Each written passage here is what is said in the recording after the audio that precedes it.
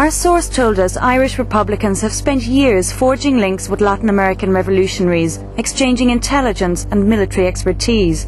The IRA's reach had crossed the Atlantic, and not just to South America, as we were about to find out.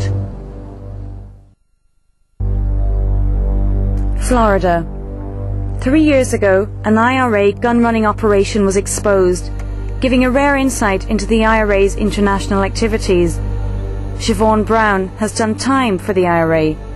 She knows firsthand the reach of its terrorist network. In 1999, she fell in love with Anthony Smith, an Irish Republican in Miami. He persuaded her to buy guns for him and a friend, Conor Claxton, a member of Sinn Féin and also an IRA volunteer. Smith accompanied her to the gun shop and told her what to buy. So right there. That's where I went on 2 occasions and purchased. So there was no hassle, you just walked in and said, I want to buy some guns. Just walk in, it's so easy. Nobody raises an eyebrow, nobody, they just say, what can I, it's just like a department store, literally. I mean, they're like, like saying what size shoe, they're saying, well, what size weapon, how many do you want? British Customs rumbled the operation. The FBI picked up the trail in America and stopped the flow of guns to Ireland, hidden inside toys, bound for the IRA, despite the ceasefire. 2 of the 3 suspects, Siobhan Brown and her boyfriend Anthony Smith, lived here in the Saddle Club Gardens townhomes in Weston. The 3rd suspect, and also, according to the FBI, a supporter of the Irish Republican Army, lived in a motel in Deerfield Beach. The FBI has charged all 3 with exporting weapons without a license, mailing concealed weapons without a license, and conspiracy. Brown, Smith and Claxton were all sent to jail. Did you feel stupid after this whole thing was uncovered, after you were found out? Not only did I feel stupid, but I felt really what I had done. I enabled Anthony Smith to purchase these weapons. Basically, I enabled the IRA. I mean, I can get over the fact that what I did was stupid because I know that I made a mistake, and I think, it's human to err. Everybody makes mistakes. But this is a much bigger mistake because I knew the guns were going to the provisional IRA, and, that there was a Good Friday peace accord, hanging in the balance. So I think it's even much worse than stupid. I think it was just downright wrong.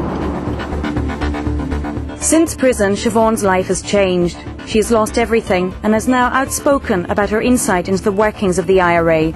All she wants is forgiveness. She is cynical about IRA and Sinn Féin denials. The response from Sinn Féin, we knew nothing about it, it's a rogue cell, and it wasn't authorised by the provisional IRA. I mean, we all talked about that because we were all incarcerated together, and Claxton was laughing because, nobody believed that. Here again, I see it in Colombia with the arrests of 3, IRA guys, or some of them have ties to Sinn Féin. Again, it's the same response, and the response is, we know nothing about that, it wasn't authorized, and I mean, this is just the typical rhetoric that constantly comes from Sinn Féin, especially to the American population. That's always their excuse, we didn't know. Sinn Féin denials have come under particular scrutiny in Washington. I attended the Foreign Relations Committee hearing investigating links between FARC and the IRA. The question is, what are members of the IRA doing in Colombia? Claims that these individuals were there for benign purposes, specifically ecotourism, or for activities related to the Irish and Colombian peace processes, are an insult to our intelligence. Congress was sending a strong signal that relations between the IRA and FARC, described by the US State Department as the most dangerous terrorist group in their hemisphere, was intolerable. The committee's report concluded that yes, the IRA had been training FARC. The motivation? Money. As the hearing closed, there was a feeling of dissatisfaction that the Sinn Féin leadership had stood them up. I still wanted to speak to Sinn Féin and Gerry Adams, so I decided to gatecrash a press conference at their Dublin headquarters. I know that Sinn Féin is avowedly anti-drugs, but how can you explain to me the presence of 2 men in Colombia in jail with IRA pasts and another, your own Latin American representative, your official representative, accused of training FARC guerrillas who are bankrolled by cocaine? Well, first of all, let's wait until they get a trial, if you don't mind, and then let's see the outcome of all of that. And as I've said to you, and maybe not to you personally, Sinn Féin doesn't have any case to answer for. And who are you working for? Channel 4. So you've no real interest in the health service? Well, I mean, I had to catch you some way, and I tried to speak to Richard many times to set up an interview with you, but we weren't able to. Okay, that's dead. So sorry if I'm interrupting your press conference. Sorry, Richard, it's okay. Oh, yes, hi. Sorry for interrupting your press conference, but I do think it's a legitimate question, given that Irish voters would want to know what the connections were, because we are talking about your official representative. Well, I have given you the answer to the question. If you want to interview me in this in any detail at all, we can do that.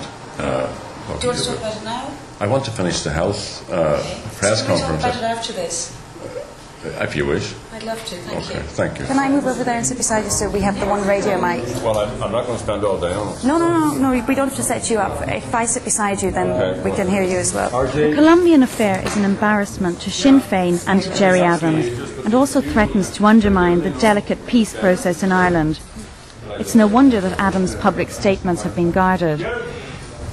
I want to speak to you. I think it's important to speak to you because one of those men in prison in Colombia, Just to the interview, awaiting trial, is your official representative. So, why, if you say you know nothing about this man whatsoever, you said initially you knew nothing about him, but he has turned out to be your Latin American representative. when Nell Connolly was arrested, I wasn't even aware, not only that he was in the region, but I wasn't even aware that he felt himself to be representing Europe again. Who was aware then? Well, obviously the person who asked him. And who was that? I'm not prepared to name the person who asked him because that has been a matter for internal review by the party itself. Here again, I see it in Colombia with the arrests of 3, IRA guys, or some of them have ties to Sinn Féin. Again, it's the same response, and the response is, we know nothing about that. It wasn't authorized, and I mean, this is just the typical rhetoric that constantly comes from Sinn Féin, especially to the American population. That's always their excuse. We didn't know. Fidel Castro has been a decades-long supporter of the Irish Republicans. At the end of last year, Gerry Adams met him in Cuba.